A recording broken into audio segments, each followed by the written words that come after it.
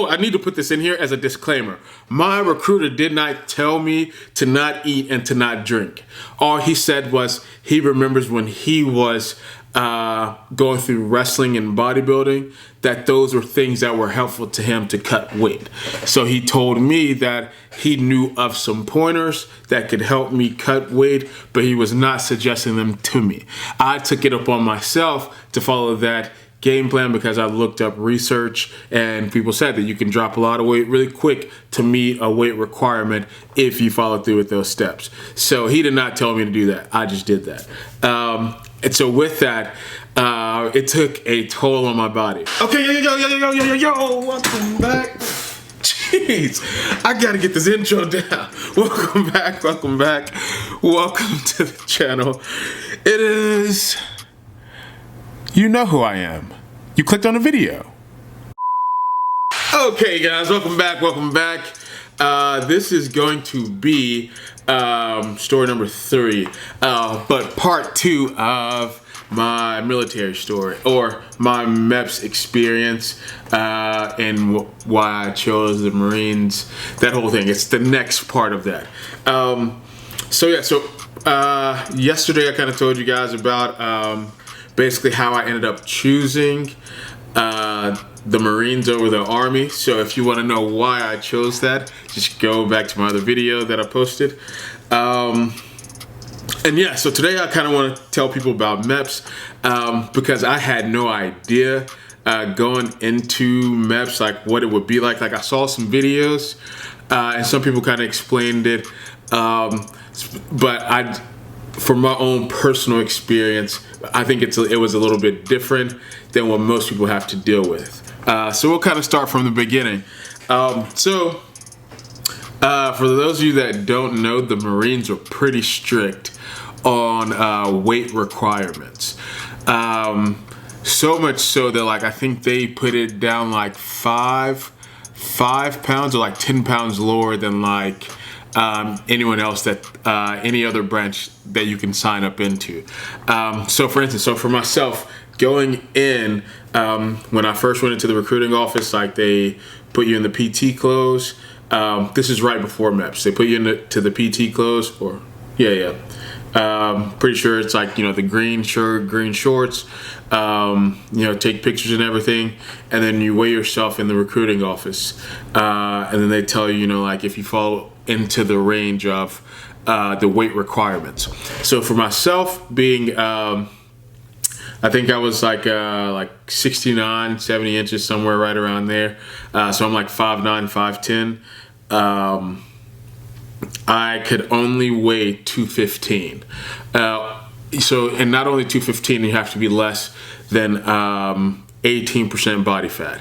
So as you guys know, I've told you on here, though I look kind of in shape, I splurged a lot coming from my honeymoon and the past few weeks. And this is kind of stupid now looking back at it, but right before I went into the office, I ate pizza, and I had eaten I ate pizza legit right before I went in there. And for some reason, a few days before, I was on this fix of eating Oreos. So I'd been eating Oreos for the past 3 days, containers of Oreos. So anyway, not really giving myself excuses. But if you see if you go to my Instagram, you'll see kind of what I started off as versus what I look like now. So when I weighed in at 226. And I needed to get down to 215. And so then I had to do so he was like, well, maybe you don't have to. He was like, when you go home, tape yourself. And for those of you that don't know what taping is, it's the old school way of basically doing the body mass index. So let's say if you're a bodybuilder guy and you go in, you're obviously more than likely going to be over the weight limit. So they do the taping to where if you're under the 18%, then they clear you. So so I had just eaten this. My stomach is it's distended, and on top of that, I just wasn't taking my diet serious for the past 2 months. So I I think I was like 19% or something like that, 19% body fat. And I was overweight. So he told me, he was like, hey, you have to drop all this weight. He asked if I could do it by Wednesday. This was a Monday. And I said, yeah, there's no way I can do that in that many days, but I can get close. And he was like, well, let's just wait a week before we actually send you off to MEPS. And then, so I had 1 week to drop basically like 10, 11 pounds. So the mission was on. So basically I dropped all carbs. As far as like bread and things like that, I only ate meat and spinach, which was, if you go back to my Instagram, it was my diet from before when I cut last year. Except now I had to go to the extreme version of that and do it within basically 7-8 days. So I was like, all right. So this started on a Tuesday. I went off to MEPS the following Wednesday. And so going into MEPS, my MEPS was so I guess technically MEPS is only 1 day, but so it's a 2-day event if you have not taken the Asvab. So I did not take the Asvab beforehand. I took it the day before I did the MEPS portion. So I guess the doctor portion. There we go. So day one. So as I said, I've cut out all carbs. I'm only eating meat and vegetables. And so we're getting down to Wednesday, day one. And he tells me basically I need to stop eating and I need to intake no water. Because when I weighed that morning, I was 215.3. That was on my own scale. But then when I went to see him, I was 217.4. And he was like, you will get sent home and they'll tell you to come back in a month. And he said, you know, time is of the essence for you. Because as I explained in my other video, I'm trying to go for air traffic control and I have to be in by a certain amount of I need to be in by my birthday if I want to pursue this. So I was like, okay. So anyway, so we go down, we drive down to the MEPS, and I take my Asvab first. So keep in mind he had already texted me this like the day before about you know, like not eating and not drinking that much water. But then that morning after I saw him, he was like, yeah, you basically have to cut everything like right now. So I had like one last bottle of water and I had an energy drink, and yeah, that was it. So I didn't eat like I ate about 80 grams of like a turkey sausage that morning, but the night before, like, I didn't have dinner, and I drank one bottle of water from like the night before to that morning as I was doing cardio, because again, I'm still just trying to cut. So I was like, okay, so we head down, take my Asvab. The test took me probably 2 hours, right around. Also, they lie too. Bro, because they told me it's 60 questions and I have 4 hours to complete them. Man, the Asvab is a lot longer than 60 questions. It's closer to about 120 questions, right around, if I'm not mistaken. The first couple of portions you have like 15, it's like answer like 12 or 15 questions in like 13 minutes. Then as you get more into like the math, you it says like 12 questions, but it'll be like in like 40 minutes. But then I had one section where it was like 23 questions in 45 minutes. Then another one, so maybe I'm exaggerating with 120, but it was definitely more than 60 for sure. I passed 60 questions by section 4, and there's 10 parts. It's either 9 or 10 parts. Actually, hold on, I got my paper right here. Okay, yeah, so right here you have, it's 1, 2, 3, 4, 5, 6, 7, 8, 9. It's 10 parts to it. And each one, like, you start off with just a few questions, but then like the arithmetic and the word knowledge and paragraph comprehension, like they give you like, it's like those take up like the most questions. Then like the electrical, and I forgot what these other ones, their labels are, but they'll have like around like 12 or 15. The one like assembling objects, that one had I think 15 questions in itself. And I was like, yo, okay, I know this is more than 60 questions. So it might have been around like 80, maybe 9. That sounds like a lot. I just remember, well, just in that, because I remember there was 23 in like the word knowledge. So 23 and 15 right there, what does that give you?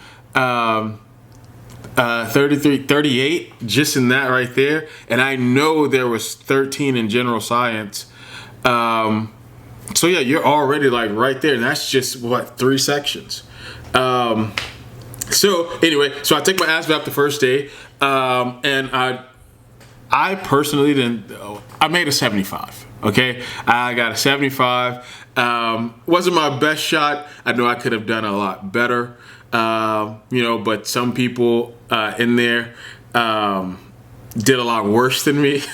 But there was a lot of people that acted as if my score was really good.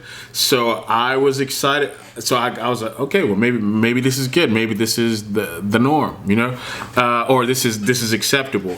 I was with a few people. Like I was with a guy that made a 97, a 93. I know another guy that had an 88. This made me feel kind of down on myself the most. Was there was a 17-year-old kid that was with us, and the guy got an 84. He's not even out of high school yet, and he was just going ahead and getting started because he wants to leave as soon as he graduates high school. And I was like, dang, here I am, as a 28-year-old, and then there's a 17-year-old kid who, maybe he does really well at school. He takes some of these like advanced courses, as far as like the arithmetic and stuff goes. And, but he killed it, in my opinion. But then I was also there with some guys that, yeah, man.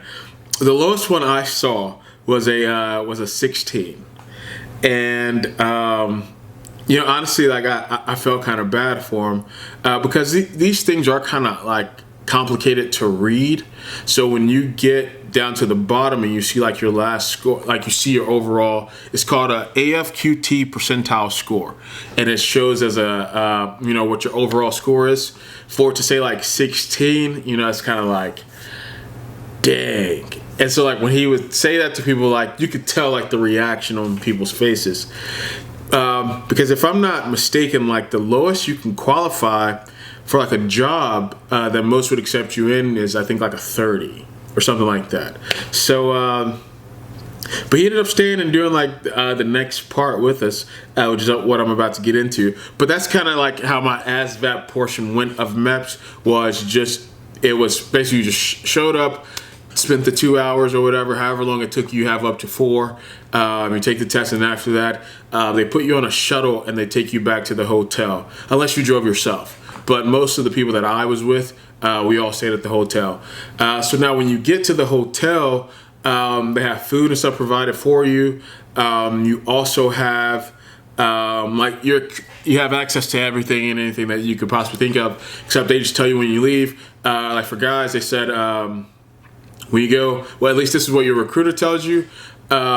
I don't know if the people at MEPS really even care, but this is what the recruiter tells you. Tells you, one, no, I don't even know if I can say this on YouTube, no J-ing off. So that's the best way to put it. Yeah. No J-ing off for guys, because when you go to do day 2, you'll have to pee, and there will be too much protein in your pee, and so it could give you a false positive, and you'll have to redo the whole thing as far as the peeing and stuff, and it could delay your time. So they tell you not to do that. And second thing is not to swim, because if you swim before, then when you go to do your hearing test, you won't be able to hear the low noises because your ears are waterlogged, and so you fail that. And they also tell you don't drink. That's the third thing. Don't drink because it it lingers in your system for 24 hours or something like that. And by the time you went to do your breathalyzer, you would pop on that. And also when they did your pee analysis, it would also, your urine analysis, they would also show on there. So, and you would disqualify yourself or something like that. So, yeah, so those are kind of really the only guidelines. Other than that, though, they told you to stay in your room. Your recruiter did, but the MEPS people didn't. Okay, they were just like, all right, here's your drop off. Be back if you wanna come. If you wanna ride the shuttle, come back here at this time. If you drove yourself, be back here at this time. And that was it. And you all just did whatever, because you got people finishing different stages of the Asvab at different times. So after that, you're just sitting in the lobby waiting for them to for your group of people that they've however organized you into to all be done, so then they will ship you in in the shuttle together. So yeah, so that was that part. So rolling into day 2, I wake up. So, for me, this went a lot different. So I didn't get to eat dinner that night. Everybody else is out there eating dinner, burgers, blah, blah, blah, going out here into the lobby, hanging out, having fun. I had to sit there and wait for my recruiter, to kind of give me the word on my test scores and what it meant for my job, which I qualified for on my job. So everything was great for me from there. He was like, yeah, you got it. He was like, tomorrow you just got to clear the physical part. And he said that we'll get everything going from there. He said, but what we got to do tonight is make sure you get there. So with that, that meant lots of cardio. So I did on my own about 30 minutes or so. Of cardio right before he got there. So then, but then he said, hey, I'm going to come up there and put you through a workout to be sure that, we can cut some weight tonight. And so I was like, all right. So I did 30 minutes of my own, and I just go back to my room, and I'm just sitting there. And you have a roommate in MEPS as well. They put you 2 in a room. So, so I'm sitting there kind of just chatting with that guy. And then right after that, so my recruiter calls me and says, hey, I'm here. Let's hit the gym. So I load up on shirts. I had two shirts on. I had some pants on. No, I had shorts on and long socks. So we go through about, I run for about 12 minutes, and then I walk for another 3. But then we get into like HIIT workouts, burpees, crunches, running in place, things like that. And man, I did not make it. So, I need to put this in here as a disclaimer. My recruiter did not tell me to not eat and to not drink. All he said was he remembers when he was going through wrestling and bodybuilding, that those were things that were helpful to him to cut weight. So he told me that he knew of some pointers that could help me cut weight, but he was not suggesting them to me. I took it upon myself to follow that game plan because I looked up research, and people said that you can drop a lot of weight really quick to meet a weight requirement if you follow through with those steps. So he did not tell me to do that. I just did that. And so with that, it took a toll on my body. So as we're doing this workout, I all of a sudden, right after we did these burpees, man, I just get lightheaded. And I was like, you're working hard? All right, how you feeling? And I just remember I was like, yeah, man, I'm feeling good. And I sat down like this on the elliptical, the big wheel on the back. I sat on the back of that. And as soon as I did that, I don't know, I think all the blood just rushed from my head, down to my legs, or I don't know how that worked. But all of a sudden I was just super lightheaded. And then the room kind of was starting to go silent. And I was getting those little dots. And I was like, ooh. I said, you know what? I think I take that back. I was like, man, I'm lightheaded. And I was like, And so I tried to kind of lean forward to sit down. And I basically just toppled over. And I didn't lose consciousness, but I was close. It was about, my vision got really tunneled. And I was really lightheaded. I could barely hear. And I I just remember falling over. He was like, hey man. He was like, you're good. He's an EMT, so I felt safe because he's sitting there with me. And he was like, hey, you're good. He was like, yeah, I think I might have pushed you just a little bit too hard with that at all. He was like, did you eat or drink anything today? And I was like, no, man. I was like, actually, I was trying to cut for this. I'm not talking as fast as I am right now. I was like, no, I was trying to cut today. I was trying to drop weight for tomorrow. Like I was saying it like that. He was like, all right. He was like, oh, it's okay. He was like, just a little rush of the blood. He was like that. He said that takes a lot out of anybody. He's like, just sit here for a second. But so I laid back like this. Man, was that a mistake? So my vision went from about this to about this, and all I could see was literally right in front of me, and I was like, oh, I'm about to pass out. So I just tossed myself up because I was going to try to like generate some type of blood flow, because I feel I'd have no type of science to back this up, but I felt like how I was sitting when I toppled over to the ground, I was sitting like this, like with my legs crunched up, and I'm like this over my legs. And so, and I was like, yeah, I'm good. Like, I'll just sit like this. But when I did that, it just got more. So I was like, oh, I need to like spread out. And so, so I throw like all my limbs out, and I throw my back against the wall. Like I like sit up and do this, and sit against the wall like this. So then I'm just like, like that. And so he was like, hey, you're good. So he grabbed me some water from the fountain. Like those little things like that are in the gym, the little cones. And I take a sip of that, and he was like, he's just kind of just talking to me to make sure like I stay with him, like you stay conscious. He was like, how you feeling? And I was like, I said, I'll be honest, man, I see you lift, but I don't really hear that much. Not looking back, I can laugh, but at the moment, it was not funny. It wasn't even halfway funny.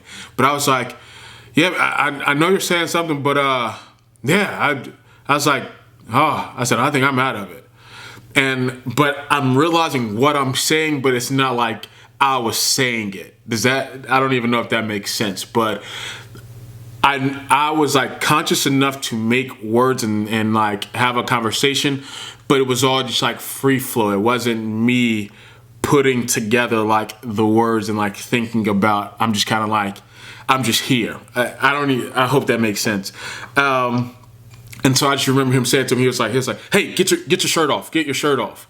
And so I was like, I'm looking at him say this, and I was like, yeah, I need to get and so like in the middle of this gym, I just take all my whole shirt off and everything, and I'm sitting there. He was like, let's get you. He was like, yeah, you need some air. He was like, those clothes are soaked in sweat. He was like, so I'm sure that's heavy on your breathing. I remember him saying that. With me trying to look at him like make out words like. So I'm like making out the words because now I'm going back and remembering, but at the time, like I'm not hearing it. I don't know how to make this even make sense, but I'm trying to explain to y'all like how that one experience was. So, and I just remember him saying, he's like, get your shirt off. So I get it off, and then I'm sitting there. So we sit there about 10, 15 minutes, and I was like, whew, okay. All of a sudden, everything kind of just calmed down. And he was like, yeah, I think we got, your blood up too much, like he was rushing. He was like, but I mean, you're responsive. Everything seems good. And like, he checked me out, and he was like, follow my hand and stuff. And he like looked at my pupils and everything. And he was like, I think like you're okay. He said, but that's all we're gonna do for today. And I was like, okay. He said, but one last thing. He was like, get on the scale. So I was like, all right. So I got on the scale. So keep in mind, I came into this before I started at the beginning of the day, like the day before, I was at 217.4 in the office. When he weighed me on the scale, I was 213.5. And so he was like, he said, okay. He said, what I want you to do is, he said, I want you to go right upstairs, go lay down, don't eat anything, don't drink anything. If it gets that bad to where you feel like you cannot handle the dehydration or something like that, he said, if this is what you're trying to do, if you said, he left it up to me. He said, what I did was I would eat ice, so that way it could provide me with some type of hydration in my mouth. but he said, but that way I didn't have to physically consume anything. He said, that's what you want to do. He said, but I do have to tell you, you cannot gain another pound from tonight to tomorrow when you go in. He said, so it's up to you, whatever you decide to do. He said, but I'm just letting you know kind of like where the line is, and you are on that line. So I was like, okay. So then I went upstairs. I showered and stuff, and I just sat there and I told my wife, I was like, I'm not eating tonight. I'm just gonna just sit here and just chill. She was like, are you sure? Like, are you okay? I didn't tell her about me passing out. I just waited, or almost passing out. I just waited till I got home. I was like, yeah. I was like, I think I'll be fine till tomorrow. I was like, it's just, a night of not eating. So, okay. So then,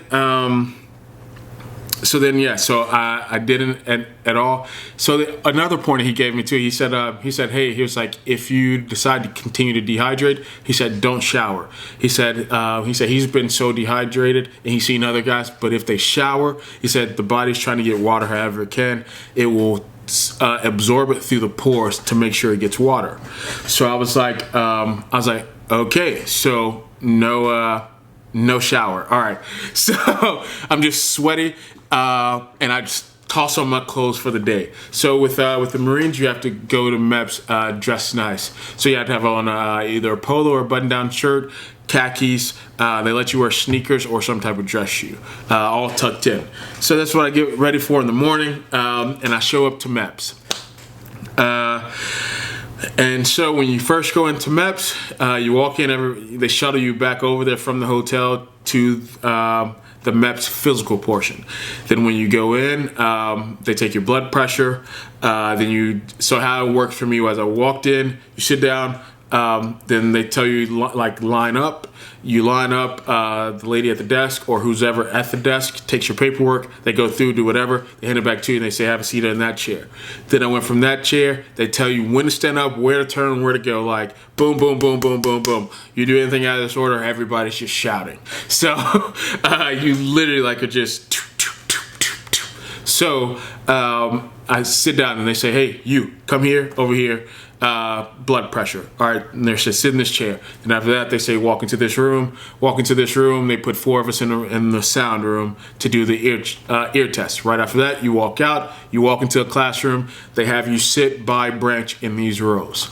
Right after the row, after you're sat in your row, I guess the commander of the facility or whoever it may be comes in and gives you the debriefing over everything. They give you an opportunity, 1, to leave, then 2, they give you, you go over all the type of things, or whether it be like abuse, sexual abuse. Also, I don't know if I can say this on YouTube, so we'll call it SA. I'm sure you guys can interpret what that is. They go over that. I think this called like Sharp or something like that. It's on this thing.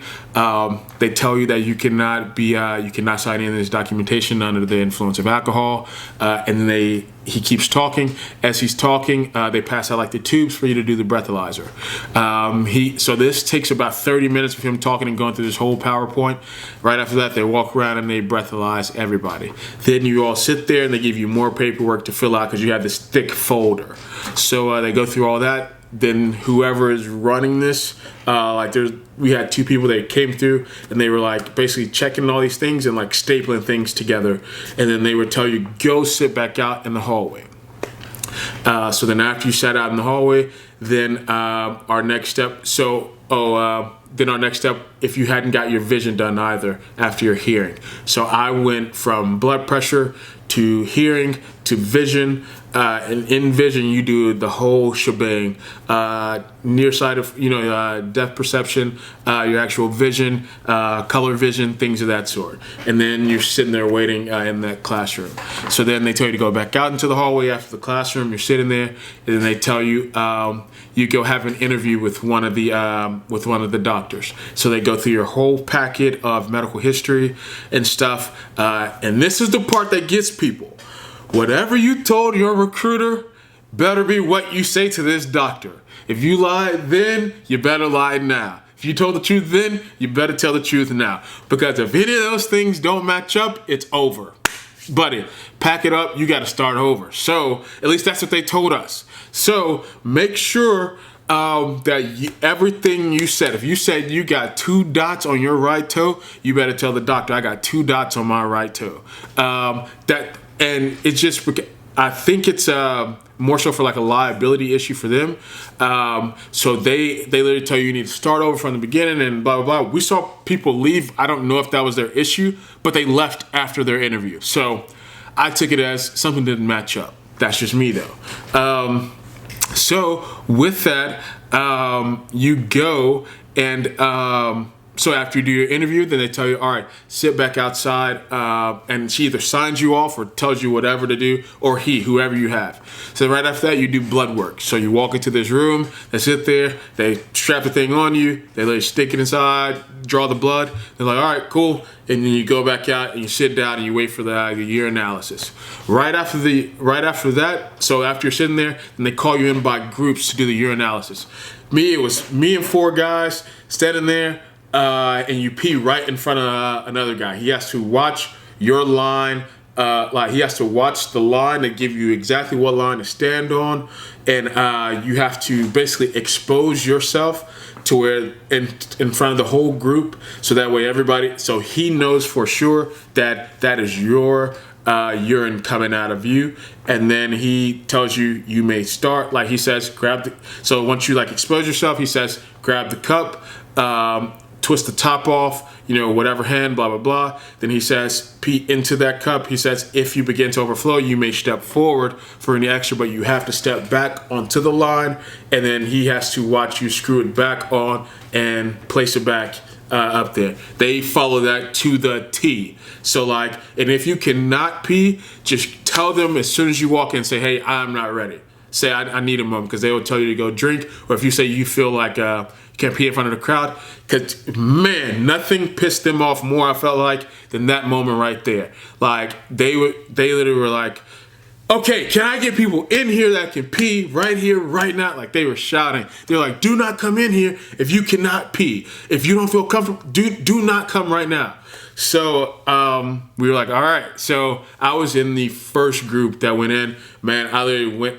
Again, I'm so dehydrated that this was the only pee that I had all day. I held my pee the entire night through the morning because I knew there wasn't going to be much.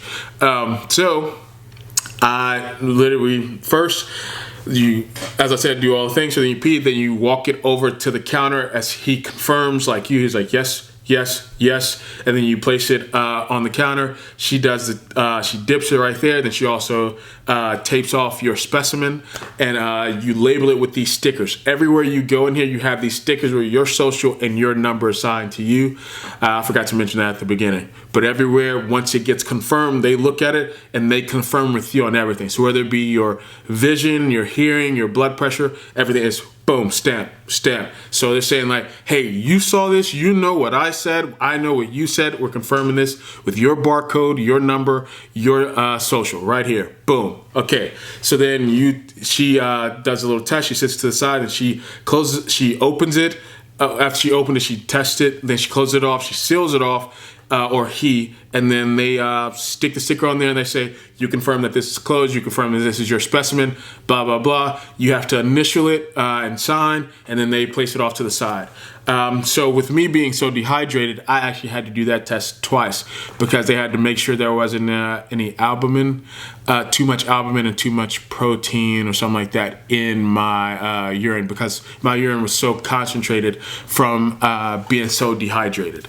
So, which is okay, because my main thing was making weight, which came literally right after this. So, and all they do, they tell you if there's something wrong with the reading, they just say, hey, before we can close out your packet for you to move on, you must complete this portion of it for the urinalysis.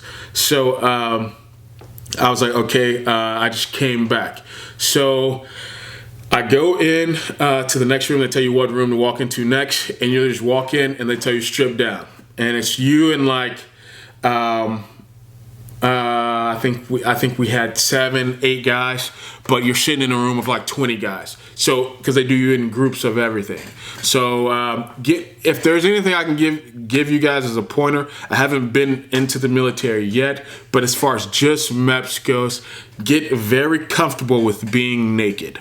Though you're only naked for, let's say, 35 minutes, maybe 45 minutes, but the exposing yourself while you're using the bathroom and also while you're in here doing the exercises, get comfortable. You're doing the exercises in your boxers, but you have to, there comes a point where you have to literally lift them up and they have to make sure that they can see the upper part of your thigh, which and when they mean upper part, they're basically looking at your front hip joint into the groin to make sure everything is connected and working well, is what they said. So and you're standing there and you're in a line, and the doctor literally just says, everybody pull them up, and then you lift your legs down, and then you're standing there with your with your boxers grouped up to where like every guy knows you have your bulge there. And so we're in this room going through all the exercises. Yes, we did the duck walk. You walk fast pace. I'll have to go through another video of explaining how like the exercises, but we did all the ones you see online. Duck walk, knees up, downs, walking fast, crunching down in a squatted position, rolling out all your joints, snapping them back and forth, the whole shebang, walking backwards, walking forwards, that whole shebang. All right, then after that, they have you, oh man, how did I skip that? So going from urine into this room is when you get weighed. So for me, when I finally weighed in, I put so much emphasis on the weight and I didn't even tell you guys. My bad. I weighed in on this day at 210.3. So for those of you keeping record of how much weight loss that is 16 pounds, basically 17 pounds, because I was 226.5 or 226.6. So it's basically 17 pounds in about 8 days. So yeah, so the diet plan and the reducing caloric intake and water worked. So yeah, that's about 17 pounds in that many days. So then you do that way. So for the Marines, with them being so strict, if you are even teeter-tottering on their weight limit, because there's a chart right here for each branch. The person that's weighing you, they say, all right, step on the scale. They look and then they look at you, they ask you what branch are you in, or they just already have so your clothes are all laid out. So they can either look at your branch over there, because you're in this room, but you line all your clothes up on a bench. So they can either look at your clothes on the bench, or they'll just ask you what branch are you in, and then you say what branch are you going for, and then you say whatever it is, and then they literally look on the chart. They say, okay. So for me, they were like, all right, so you are 69 inches.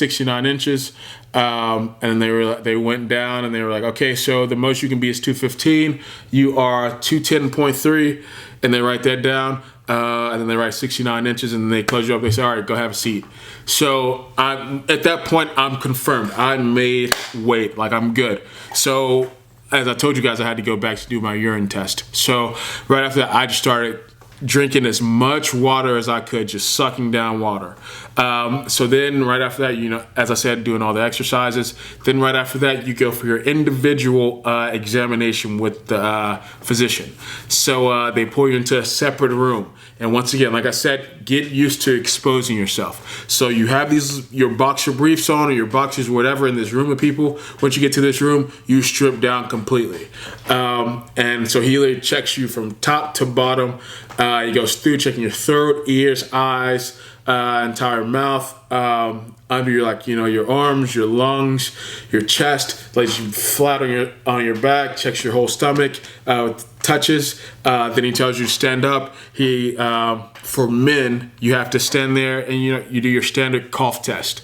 So he places his fingers right there, and you cough. But then he also lifts them up and he examines each one, and he presses around in there. So it's not uncomfortable, but if you're not used to someone kind of pressing right there, or like much contact right there in general, it is very uncomfortable.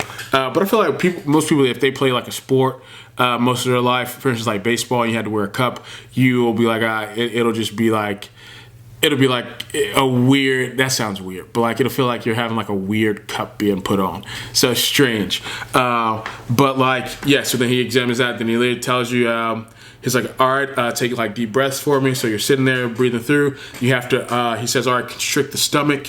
And you have to do that a few times while he's all still holding on to your testicles, making sure that there's like no, I guess, hernias in there or in your stomach. And so, because he's like this while also touching your stomach too, like this. And then he watches it as well too. Then right after that, that you turn around and they have to do an anal examination. So, and that's super quick. I thought it was going to be bad. Someone told me it was going to be a colonoscopy, and I was like, oh my God. But no, it's not anything like that. You literally just turn around, and he says, all right, spread your cheeks for me, please. And so you just have to take your hands and spread them open. And he just takes a look with a light, and he says, all right, thank you. You stand up. And he says, all right, you're good to to cover yourself. So then you pull your briefs back up. Then you sit back down. He talks through your medical file with you, basically going through again what you already interviewed on in the medical thing. This is like a catch-all for them again. So in case you messed up the first time and you got your lie right the first time, this is their second time to get you on like the lie, just in case. And so then you say like, whatever your answers are, and then they either sign off on you, or for me, he said, hey, the only thing is you have to go back and do your urinalysis so I can be sure to sign off on this. So they place a little sticky on there and a note, and then you go, but he says other than that, you can get dressed and wait out in the hallway. So I was able to go out there, get and drink more water, and you have to take your book to the front desk again. So then that way, then they tell you, hey, all right, so you're doing another urinalysis, so make sure sit over there and consume as much water until you can't anymore. So then, I had to go place my things over here. So I sat over here, and they were like, hey, you need to go drink now. So I literally had me standing at the water fountain for like 10 minutes. Drank that, sat back down, and they're like, go back and drink again. So then I went and I just kept drinking water. Then they told me, they said, hey, go to lunch. So I went to lunch. I drank 2 water bottles at lunch, and I ate my food. Because again, I'm clear now to eat. I've already done my weigh-in. So then they had me come back. Then they told me again, go drink more water and come back. So I drank more water and I came back. And all this, that took me about, let's say it was an hour. It wasn't really an hour, because then by now I'm full of water and food, and I'm just like ready to bust. So then I asked, I said, hey, am I able to go do my test now? Because again, you got to have somebody there. And they said, yes, now you're able to now. So I went, did it again. They checked me, everything cleared, and then they sign off on the stuff, remove your sticker. They make note of that though in your medical history, that this was something that had to happen twice. So you guys know that for sure. It is documented in there, in your medical history, that you had to take that twice. And so then right after that, and they mark the reasonings on there. Like, so mine was a +1 for albumin or for protein or something like that, which could be an indicator for whatever type of I don't think drugs, but just basically like there's a lot of urine in the pee, and whatever issues may occur that could come from that. So they mark that in there. But then you go through an exit interview one more time. So they make sure that they're doing a catch-all here. So just in case you didn't get it in there when you did, the second one, this last one, so they ask you all the stuff again, and they're like, are you sure, you blah, blah, blah, especially the one that they get people with, the weed. If you say no, and then they'll say it like this. They'll say, really? You never even tried to, like, not even like as a kid, you didn't do it like maybe twice? And they'll tell you a story themselves. Oh man, like back in my day, some of my friends, you just get like a little one, and they'll tell you that. And then, but I don't think it's them trying to catch you up. I think it's just them, one, trying to ease the situation, because, they realize you're a person, so they're trying to make this a comfortable experience. But at the same time, they're also trying to Yeah, I mean, they're covering themselves because, you know, if this druggie gets in, then I'm sure it comes back on them because they're like, yo, you didn't catch this then. So so then after you finish that, then you go back to the desk. So the person signs off on your book. They say, hey, everything in here seems to lines up. You are medically cleared to join the U.S. Armed Forces. Close the book, and they send you back to the front. The person at the front does all your documentation, does everything.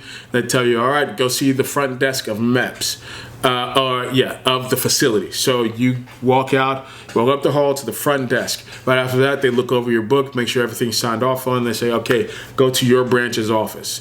You go to your branch's office, and then here you go again with more questions. They sit you down. The guy the guy sitting there talking to you goes through your whole book. He's looking blah, blah, blah. Then this is another time where, again, they're trying to catch you up. Any broken bones that you didn't mention here, anything that hurts, blah, blah, blah. So, for instance, like the question he asked me, he said, you ever smoked weed? And I said, no. He said, all right, so yeah, like how many times? And I was like, never. He was like, okay, you drink alcohol? And I was like, no. He was like, all right, so like what, you think like 1 or 2 a week? How often? But he's saying it like so chill. So like, you're like, yo, man, did this man not hear me? Did you not hear what I said? And I know I'm saying this really fast to y'all, but like this is not going this fast. It's a very like laid back, chill kind of like talking.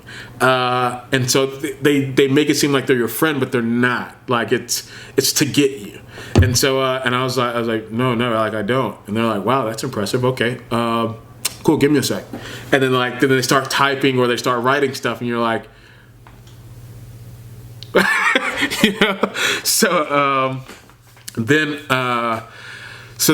after that that person goes through, then he hands you back the book. He says you need to go see the front desk again. So then when you go to the front desk, they say, okay, looks like everything's cleared out.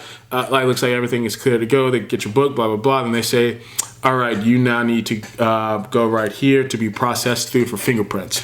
And this is where you make I call them business decisions, but it's like, who gets the money if you die? What happens when you die? Who are your dependents? All the stuff you kind of told the recruiter already, but you go through it again here. And then they talk to you, then they ask you again, any smoking, any drinking, any type of depression history, any type of medications you're on, like all that stuff, what they ask you in the doctor's office, what the recruiter asks you, not what the recruiter, what your branch's people ask you, and then this person is now asking you again as they're doing your paperwork. So then you go through all that again, and you're like, no, blah, blah, blah, blah, blah, whatever. This person gets that, so on and so forth. They say, okay, let's go out here and get your fingerprints. You go through, they fingerprint all your fingers like this. Then they do each individual one, rolling them in like your thumbs too. And then they get you to sign off on that. Then you go back to your branch's office. You go through all this paperwork. You sign what contract you're signing for, what you're doing, blah, blah, blah, blah, blah, how many years it is. And you have to sign off on all of this. And then after that, they tell you like, all right, sit out there for the swearing ceremony. So my service was at 12:30. You sit in this room, you get this the oath of enlistment, and you have to sign this thing. Basically, then you go into the room, you stand there with however many people are in your ceremony, you take the oath, you read off, but before you take your oath, they ask you, anybody have any second thoughts about signing up? Anybody have anything that they need to correct in their book about they weren't truthful about or did not, or feel like they need to change? Then they say, all right, is everyone ready? Then you go through it, you read off the oath, or you repeat after who has ever given it, you swear in, then you go back to this room where you sign the papers. When you sign the papers, you then go through your contract one more time with the person that did your ceremony. They make sure that's your signature, they sign off that that's your signature, and you agree to this contract. So for the Marines, you're just signing up for delayed entry program. I don't know if every branch is that way, but that's what you're signing up for. You don't get your job there. And so then so once you confirm that, yes, that's what I'm doing, yes, that's what I committed to, yes, that's what I'm going through and going to do, then they sign off, they sign your oath of enlistment, and they tell you, all right, you're now in, go have a seat, and basically you wait for your recruiter to, no, they tell you to go back to your branch's office. So then when you go back to your branch's office, you just make sure that everything was done. They stamp it, they saw that you did it, they sign off as well on all the stuff, and they make sure they talk you through again. You understand what you just did, what you are not committing to again, and that these signatures confirm that you understand all of this. And you say yes, yes, yes, yes, blah, blah, blah, yes, let's do this, whatever. And then they sign off on everything. They close out your thing, and they tell you, we are not giving you a job here. This is for the Marines. We're not giving you a job here. We're only saying that you're taking a contract for the Delayed Entry Program, DEP. Once you speak with your recruiter and you decide on a job, you will then come back here and re-sign a new contract. So, but that would be on your ship out there. Like, you will sign a new contract. This is only for this. You're not entering the program. So, you say yes to all that. They take you through the steps one more time. You sign some more stuff. Then after that, your recruiter, at least for me, my recruiter came and picked me up because he was dropping off another guy. But he also told me the day before, 2 days before, that he was coming back to get me anyway. So after that, you do that, and then they tell you, all right, so then he picks you up, and then he tells you about your scores. And so we had a pretty good ride back. So we had about 30 minutes. So we got to talk a little bit. He told me, basically like, yeah, I made it for my job and how things were gonna go. And so, yeah, that's all of MEPS, basically. The rest of that stuff will be something else, because once I got back to the recruiting office, there was more stuff we had to take care of. So that's MEPS in a whole. I hope the video wasn't too long. I mean, that's pretty long, but I tried to talk fast. So you basically, Asvab, take a physical, and I try to take you through how each step goes. It's not too bad. MEPS is really drawn out. The best case scenario, you can go in a small group. I wish they had them in small towns because you wouldn't have that many people, but unfortunately it seems like all of them, from what I understood, like it's only in like major cities or the most major city around that area. So like we had people from, I did it in Nashville, we had a lot of people from Alabama, Kentucky, and some people from Mississippi or something like that drove all to Nashville. Alabama, Kentucky, and Georgia too, which was kind of strange because you would think Atlanta would be right there, but I don't know. I guess it depends on what part of Georgia. So like we all converged into one spot. So you got people from everywhere right there. If you can get into a small group, I'm sure they probably set it up to where you can't be in a smaller group. But if you could, it would go so much faster. Also, if you're in a blended group, which is bound to happen, I think we had maybe 7 girls in ours, and the rest were guys. Ladies first, as you understand. So the ladies got to go through just about everything first, and then it was the guys that got to jump in. So as long as, now if all their paperwork matches up, then they will just get right through it. But, if they have something off, then obviously they get out of order, then they have to come back. But, for the guys, then it's just like, all right, whatever guy's in line. So, yeah, so that was pretty much the experience. It's not too bad. It's not too scary. It's just very long and drawn out, and you feel like, for me, I was just very lightheaded and hungry and thirsty, and I was like, get this over with, dude, let's go. But for anybody else, I think it honestly wasn't a bad experience. You're just bored. That's really it. Sitting there looking around, bored, and you just got to make sure you're paying attention to where they're telling you to go. That's really it. But yeah, hopefully that helps somebody. So thank y'all for watching. Don't forget to like, comment, subscribe, and share this with somebody. If you know that they're going into the military, I know both of these videos are very drawn out, but I wish I would have found something on YouTube or online that would have went in depth like I just did, explaining like each section, because you don't really know until you get there, and then once you're there, it's like, oh dang, like it just, I could have adjusted some things, I think mentally, that would have helped it not seem like such a drag once I was there. But yeah, share it with somebody. we're still on the road to 15K. So once we get there, we're going to do another giveaway. Thank you guys again for getting us to 5,000. I should get all my stuff figured out with my computer and stuff today, hopefully. So I got a new setup, as I told you guys already. And yeah, so I'm still trying to get that figured out, how to get sound into the videos through here. So I'll get that all figured out soon, and we can start doing more reactions to like music and stuff and other videos you guys send me. And yeah, don't forget to check out my podcast. It's called the Ambitious Journey Podcast, and you can literally go to our YouTube page and watch the video of the podcast, or listen to that podcast on any major platform that you would listen to podcast on. Yeah, that's it. That was my MEPS experience. Very hungry, dehydrated, and sleepy. Because I did not sleep well after being hungry for basically 2 days. But all in all, it was worth it. So at least I believe it will be. So yeah, that's it. All right, guys. Till next time.